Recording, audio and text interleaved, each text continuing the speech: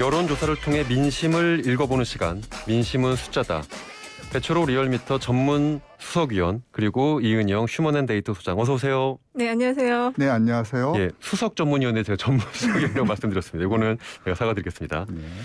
그 여론조사 전문가 두 분 다 여론조사 전문가이신데 만나면 꼭 여쭙고 싶은 질문이 있었습니다. 네. 특히 최근에 한 달 새 44개의 대선 여론조사가 쏟아지고 있습니다. 거의 뭐 모든 언론에서 여론조사 하루에도 몇 개씩 당연히 나오죠.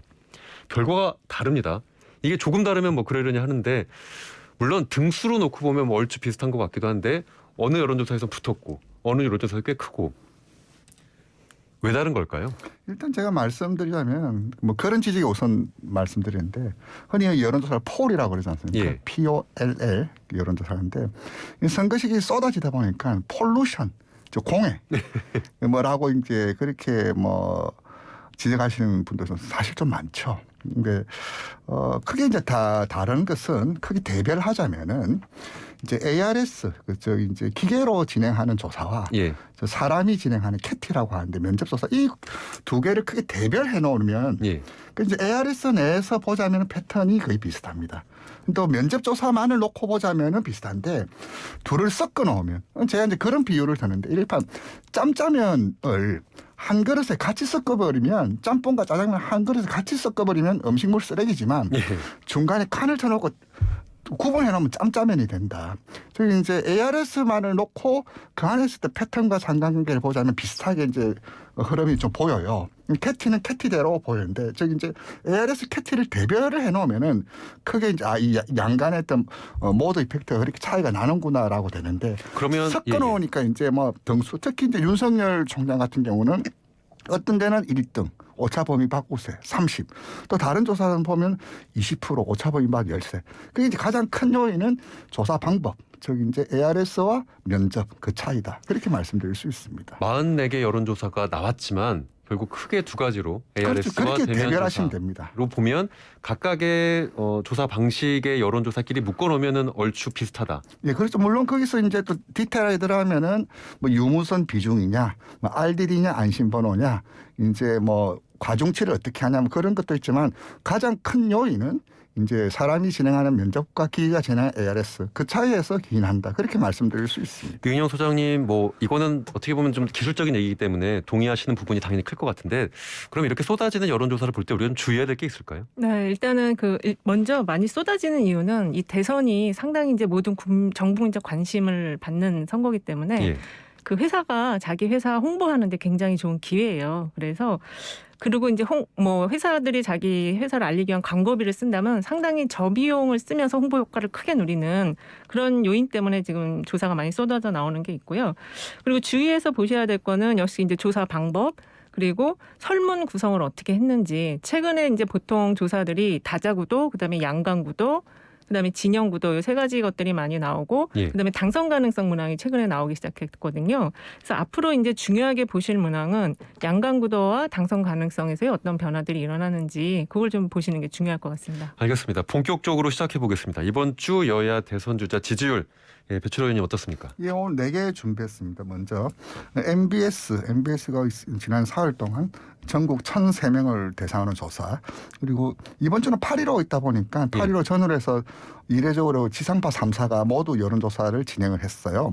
SBS 의뢰로 넥스트 리서치가 13, 14일 전국 1,004명. MBC 의뢰로 코리아 리서치가 16, 17일 전국 1,002명. KBS 의뢰로 한국 리서치가 12, 14일 전국 1,000명. 이 4기관 모두 이제 표본오 오차는 95% 신뢰 수준에서 플러스 마이너스 3.1%포인트를 보인 조사였습니다. 예. 전체 적합도는 크게 의미가 없고요. 이제 먼저 MBS 조사에서 보자면 각 진영별 적합도에서 보면 진보 진영에서 후보 적합도로는 이재명 33, 이낙연 17, 정세균, 박용진 3 이렇게 나왔고요. SBS 조사에서 보자면은 이재명 32.8, 이낙연 19.6, 추미애 4, 박용진 3.5. MBC 조사에서는 이재명 33, 이낙연 15, 정세균 3.3, 심상정 3.2. KBS 조사에서 보자면 이재명 34.2, 이낙연 20.5, 박용진 4.1 이렇게 났고요. 정리하자면은 이제 캐티 캐티 조사에서 보냐면 이재명 대표 그 밴드 구간이 낮은 곳은 이제 32.8에서 이제 SBS 조사죠. 좀 높게 나온 것은 KBS 조사 34.2, 즉 30 초반선에 강하게 좀 걸쳐 있고 이낙연 대표 같은 경우는 15에서 20, 10% 후반에서 20선 초에 그렇게 걸쳐 있다. 그렇게 정리할 수 있겠습니다. 그 전체적으로 보면요. 최근에 이제 한 4개 정도가 나왔고 방송 3사 MBS 조사가 나왔는데 그 4개 조사가 다 방법론은 같아요. 면접은 조사였고 그리고 그 결과는 대체적으로 다 비슷했는데 일단은 그 1강 1중 1중약 구도라고 해야 될까요? 그전에는 2강 1중이었는데 그 1강을 잃었던 윤석열 후보의 지지율이 좀 많이 빠지면서 그리고 이재명 후보의 지지율이 약간 상승을 했어요. 그리고 이낙연 후보 같은 경우는 지지율이 상승세를 좀 가져가다가 꺾이는 그런 흐름이어서 10% 초반대 이게 다자구도에서는 그런 흐름이 나타나고 있거든요. 그리고 이제 지금 중요한 거는 이 지금 여론조사들은 권리당원이라든지 선거인단의 의향이 반영되지 않은 조사다 보니까 이제부터는 그 다음 주부터는 민주당 순회 경선이 시작되고 국내임도 토론이 시작되다 보니까 반영되지 않았던 그 선거인단이나 권리당원의 의견이 그 나타나는 투표에 이제 반영이 되는 그런 결과들이 나오게 되면 다시 한번 여론조사에도 큰 영향을 줄 수 있다 이렇게 좀 볼 수 있을 것 같습니다. 조금 나눠서 얘기를 좀 시작해 보죠. 여당 얘기부터 해보겠습니다. 그 이재명, 이낙연 두 주자 간의 격차 지금 말씀해 주신 것처럼 이낙연 후보의 경우에는 상승세가 있었는데 그게 꾸준히 이어가진 못한다라는 평가가 있어서 두 주자 간의 격차가 좁혀지지 않는다라는 평가가 있습니다. 네, 그 뭐 수치에서 말씀드렸는데 실제로 이재명 지사 같은 경우는 30초반선에서 강하게 유지가 되고 있죠. 강보합선에서 유지되고 있고 이제 이낙연 대표인데요. 이낙연 대표가 실제로 지난 그 7월 초까지만 해도 이제 토론이 벌어지면서 이낙연 대표의 장점, 저력이라고 할 수 있는 뭐 안정감, 토론 능력 이런 데서 이제 좀 어필했던 측면들도 없잖아 있고요. 또 이제 무엇보다도 반 이재명 정서를 좀 모아나가면서 상승세에 좀 힘을 붙었었죠. 근데 그 이후로 더 치고 나가지를 좀 못했어요. 오히려 지금 최근 조사를 보면은 약보합 내지는 뭐 거꾸로 슬라이딩 타는 장면들도 좀 몇 군데 좀 보이는데 그 뒷심 부족이라고 해야 되나요? 전략 부족이라고 해야 되나요? 하여튼 원인은 여러 가지 진단할 수 있겠지만 결과적으로는 간격을 좀 좁히지 못하고 있는 것으로 공통적 반복적으로 나타나고 있습니다. 간격을 좁히지 못한다는 건 이재명 캠프 쪽에서 자신의 지지율을 그대로 유지하고 있다라는 것도 해석이 가능한데 실제로 최근에 경기도민 100% 재난지원금 지원과 관련된 논쟁들이 있었습니다. 그리고 음식평론가 황교익 씨의 경기관광공사 사장 내정 이건 뭐 논란이죠. 이게 이 지사의 지지율에 영향을 미친다라고 보긴 좀 어려운 것 같습니다. 지금 최근 조사에는 이런 것들이 좀 반영되지 않았을 것 같고요. 최근의 이슈이기 때문에. 그렇죠. 그런데 그럼에도 불구하고 지금 그 황교익 그 관광공사 이사장 관련한 논란과 관련해서는 MBS 조사가 가장 최근에 조사가 됐었는데 여기에서 보면은 이낙연 후보가 2%포인트가 좀 빠졌거든요. 이낙연 후보가? 네, 그렇습니다. 다자구도에서. 그래서 이게 MBS 조사가 이게 16, 17일 날 조사가 됐었거든요. 그래서 사실 최근 여론조사 흐름에서 이재명 후보가 상승세를 타고 이낙연 후보가 약간 기세가 꺾인 거는 그 경선 불복에 대한 메시지가 영향을 미친 것이 아닌가 좀 그렇게 좀 생각이 들고요. 이 이제 정책적인 부분에 대한 거는 바로 이렇게 여론에 그 지지율에 반영되지는 좀 않고 이건 약간 시간이 좀 필요한 이슈들이어서 그래서 최근에 이낙연 후보의 하락은 경선 불복이 좀 영향을 미쳤다 이렇게 볼 수 있을 것 같아요. 최근 쟁점들이 뭐 이낙연 후보, 이재명 후보 캠프 간에서 좀 벌어지는 일인데 아직 그것이 여론조사로 반영되기에는 좀 이를 수도 있다라는 분석이 줄 수 있거든요.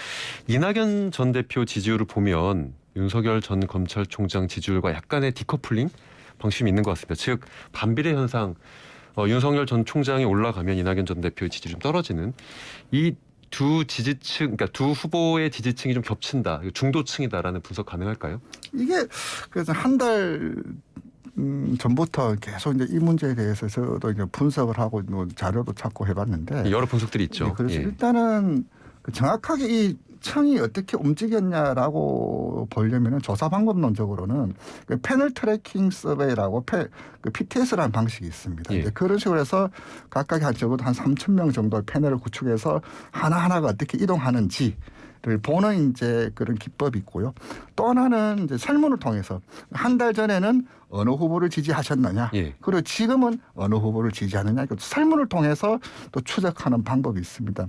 이제 그런 방법을 지금 쓰고 있는 곳은 없기 때문에 다분히 이제 숫자의 흐름, 그 구성에서 있던 정감, 원인 이런 데서부터 찾아 나가는 추론적 이제 분석을 통해서 이제 해석할 수밖에 없는데요.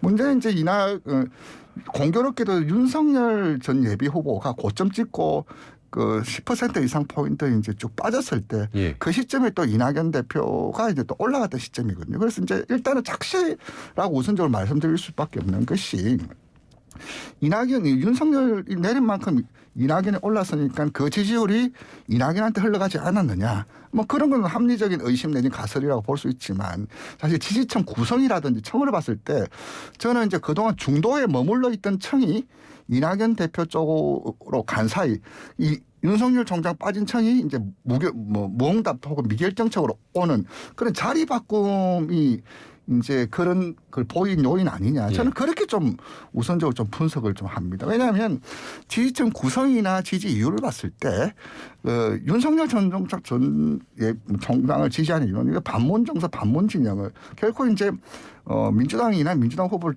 지지할 수 없다. 그런 때는 동기가 강한 분들이거든요. 지지층들을 보더라도 물론 그 사이에 이제 좀 빠진 요소도 있죠. 또 하나 이제 특징 지을 수 있는 것이 뭐냐면 이낙연 대표의 지지층이 아무래도 충성도가 이재명 지사 대비 굉장히 좀 낮습니다. 그래서 그러니까 내 후보가 드랍하면 다른 후보 찍겠다라는 그런 충성도가 나고 그러다 보니까 전체적인 유동성을 키우는 요인인데 그 두 가지 측면에서 봤을 때 저는 윤석열 빠지니까 이낙연 올라간다. 그 지지층이 둘 중에 하나 놓고 초이스하는 그런 장면. 거기에 좀 쉽게 좀 동의하기 좀 어렵습니다. 이게 사실 이동영 작가의 분석이기도 합니다. 이 중도층이 움직이는 거다. 그래서. 그렇죠. 근데 지금 위원께서 분석하시는 건 윤석열 전 총장의 지지율이 빠지고 이낙연 전 대표의 지지율이 올라갔던 게 시기적으로는 같은 시기지만 둘 사이에서 인과관계가 있는 건 아닌 것 같다. 네, 저는 그렇게 봅니다. 알겠습니다. 그렇게 이제 단순히 말하자면 중도층에서 이낙연과 윤석열 둘 중에 하나를 선택한다. 그런 측면에서 보면 그 가설이 설득력이 있는데 저는 그건 좀 더 신중히 좀 접근하고 결론 낼 문제 아니냐. 좀 그렇게 말씀드릴 수 있습니다. 최근 여론조사에선 정권 교체 여론이 높습니다. 이거는 사실 꾸준하게 확인되는 거죠. 정권 교체가 정권 연장, 정권 재창출보다 높게 나오는데 그럼에도 불구하고 양자 대결에선 이재명 지사나 이낙연 전 대표가 윤 전 총장을 앞서는 조사들이 또 이것도 꾸준하게 나오고 있습니다. 즉 정권이 바뀌게 된다는 여론은 많은데 후보를 놓고 보면 윤석열 전 총장보다는 민주당 후보들에 대한 지지가 높은 상황을 어떻게 분석할 수 있을까요?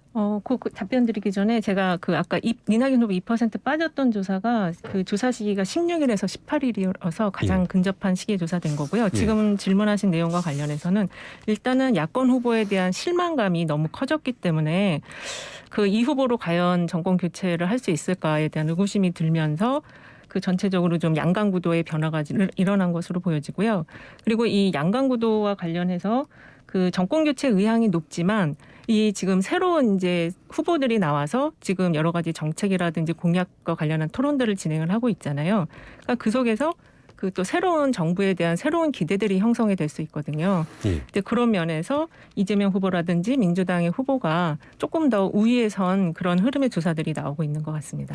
꼭 부연해서 말씀드리자면 이번에 그 방송 3사에서도 내년 대선 프레임 관련해서 좀 질문을 했는데요. SBS 조사에서 보면 정권 교체 여론이 55.4%로 가장 좀 높았습니다. 이제 MBC 조사에서는 41.9로 가장 좀 낮았고요.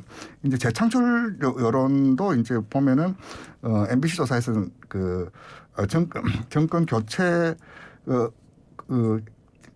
TBS, KS 조사, ARS 조사에서도 이제 교체 여론이 50%, 51.7. 전체적으로 이제 정권 교체 여론이 이제 재창출 여론보다 높은데 이제 가상대결에서 낮은 이유는 저기 이제 윤석열 후보를 예비 후보를 놓고 다 질문을 하거든요. 가장 대부분의 조사들이 보면은 저 이제 그런 정서나 기운을 윤 예비 후보가 못 담아 있고 있기 때문이다. 단순하게 말씀드리자면. 정권 교체의 열망이 있으나 있죠. 여론조사로 확인되는 그것을 후보로서 표현되는 것에 대해선 좀 주저하는 여론이다. 그렇죠. 윤석열 정당의 그 교체 여론 50% 과반 수준의 어떤 그 여론 혹은 정서들이 개인 지지율로 가면 30% 초중밖에 안 나오거든요. 그래서 예.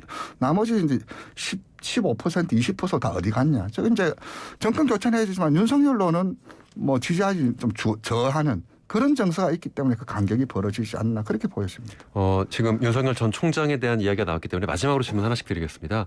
그 이 대표와의 갈등, 이준석 국민의힘 대표와의 갈등이 있습니다. 뭐 토론회 무산도 있고요. 그래서 2030 지지율이 약세를 보이고 있다는 보도가 있습니다. 실제로 국민의힘이 2030 지지가 꽤 높은 수준으로 평가가 많이 되고 있는데 윤 전 총장이 이준석 대표와 갈등하는 모습이 이 세대별 지지율에서도 안 좋은 영향을 미친다라는 평가 가능할까요? 네, 그렇게 볼 수 있을 것 같고요. 현재 그 젊은 세대 같은 경우는 부동층이 거의 50%에 달해요. 젊은 층은 예, 20대 같은 경우 그렇게 나오거든요. 그래서 특히 그리고 2층에 대해서 지금 국민의힘 쪽에서는 그 2층을 대상으로 한 그 맞춤형 공약들이 별로 눈에 보이질 않고 있고요.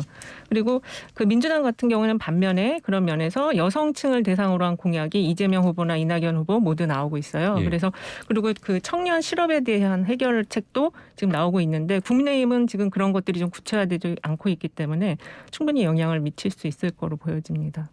2030의 표심, 세대별로 어쨌든 여론조사도 이루어지고 있는데 이준석 대표와의 갈등이 윤 전 총장에겐 그 젊은 세대의 표를 얻는데 불리할까요? 굉장히 불리하죠. 그죠. 이제 지난번 4.7 이제 재보선에서 서울에서 20% 이상 국민의힘이 압승했던 요인은 2030의 표가 없으면은 그렇게 압승이 나오지 않을 상황이거든요. 예. 그래서 이제 오늘 MBS 조사에서 좀 여실히 좀 드러났는데 윤 예비 후보가 전체 적합도에서는 보수층에서 25 찍었지만 20대에서는 18밖에 안 나왔어요. 그만큼도 못 따라오고 있다. 까먹고 있다. 이 수치가 단적으로 얘기해주고 있다고 봅니다. 예, 알겠습니다. 오늘 말씀은 여기까지 듣도록 하겠습니다. 지금까지 이은영 휴먼앤데이터 소장, 배초로 리얼미터 수석 전문위원 모시고 말씀드렸습니다. 네, 감사합니다. 감사합니다. 네, 감사합니다.